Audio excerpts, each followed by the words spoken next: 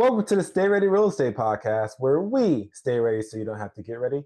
I'm your host, Emeka. And what this podcast is all about is letting you know that regular people like you and me can invest in real estate to become wealthy. You don't need millions and billions of dollars to invest in real estate. You can actually invest in real estate with little to no money down. I'm just here to let you know that as long as you have time and can take action, you can become wealthy. And all it takes is a couple of years for you to honestly become financially free.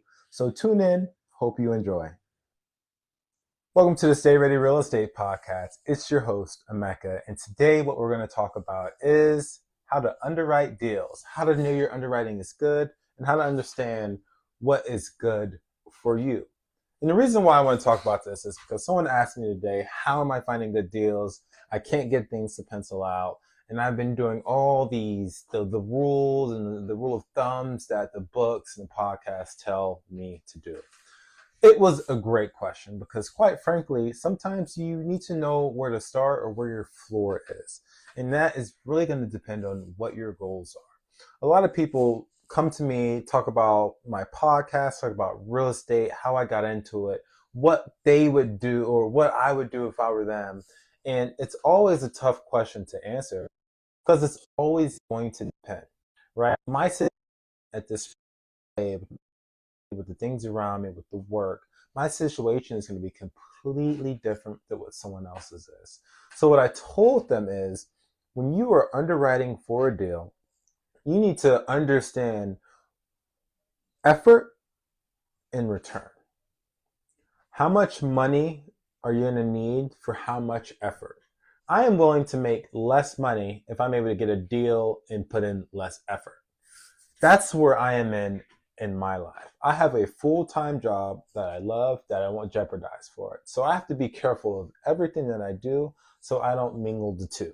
And a lot of people watching this have full-time jobs, or they might be in the rat race, or they're looking for something different because they got out of college or even out of a trade school and realize that they need more, they need something else, they need something more quote unquote stable. And it's a beautiful thing. I was there as well. But at the end of the day, unless you know what your goals are and what you want to get out of real estate, I can't answer that question for you. I can help guide you to the right answer. And that's why we're here. We're here to learn how to get into real estate, how to buy deals, and what it actually takes to do so. I'm going to tell you what I actually did. I'm not going to tell you what I heard from a book. I'm going to tell you the things that I did, period.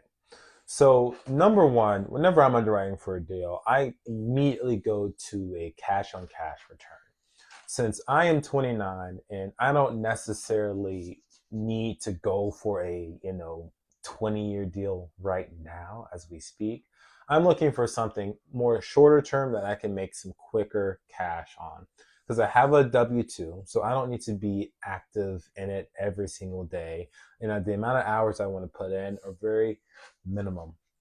So 30% cash on cash return makes pretty good sense for me to be at, putting in a good amount of hours, let's just say 10 hours a week, and the amount of return that I'm looking for. Because that's going to require lots of after work calls. It's going to require some long weekends, and maybe even I have to go into the property, check on contracts before I even go to work, and then I have to still sign paperwork, coordinate closing, coordinate with contractors, answer their questions. So there's amount of sweat equity that you have to put into these deals depending on what role you want to play. And whenever I'm underwriting, I factor that in. I quickly figure out how much money can I make on this deal with the worst case scenario. And am I okay with that? And then with the best case scenario, with the max effort, how much money can I make? That's what I look for.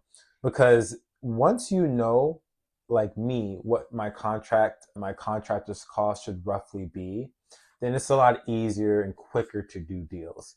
The things and the deals that take longer for me are the ones that are going to be a lot more strategic, right? Maybe you buy a house with a lot on it. You need to figure out the financing in order to either pay off the first acquisition or pay your partners off if you want to keep it. So things get kind of complex sometimes depending on each deal.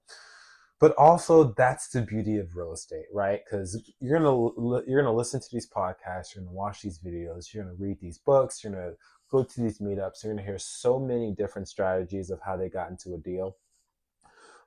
But a lot of the times you just have to get creative. That's what creative financing is. And that is a part of the underwriting. So to go back to the original ask, how do I know what deals and are going to be good and how I need to underwrite?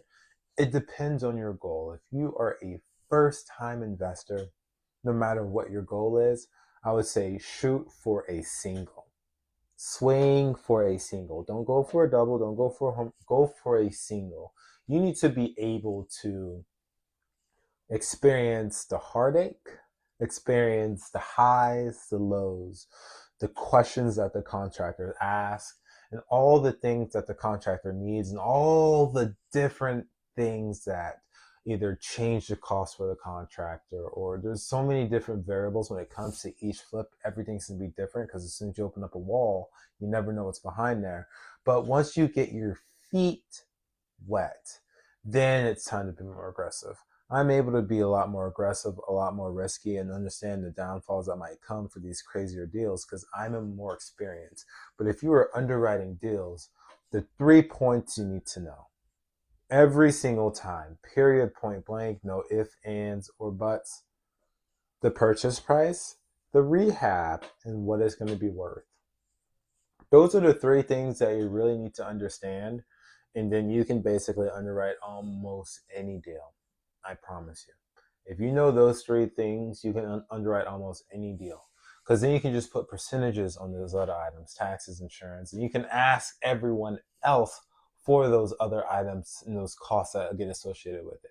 You can ask a contractor how much they will charge, price per square foot, but a lot of them kind of get upset if you don't give them the job, right? That's just the way it is. Until you prove yourself that you can get stuff done, it's hard to get a good quote from a contractor that stays exactly what it's quoted. But while you're underwriting, understand those 3 points, understand what your goal is, what money you want to make, and the amount of effort you want to put in. And that is going to give you the answer of how to underwrite and what's going to be a good deal.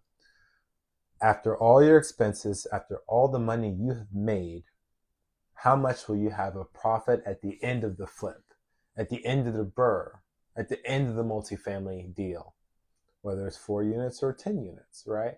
And with all the effort you put in, that number at the end, how much are you willing to be okay with, right? Understanding what things sell for, you got to look online and do all that stuff. I'm not here to go into the details of how to underwrite, right? Because you should know that. You should be doing your education. You need to understand those things.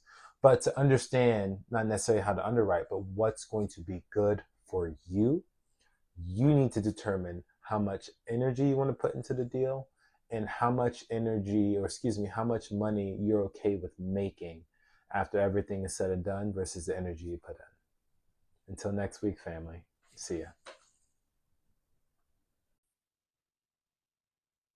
Thanks for tuning into the podcast. I really hope you enjoyed. My goal with these podcasts is to help you get 1% better every single day. And if you enjoyed, please like and subscribe and go to my YouTube channel because I post real life deals and the ongoing things that I'm doing to let you know that I'm walking the talk and not just talking about it, not just yapping. So hope to see you next week. Till next time.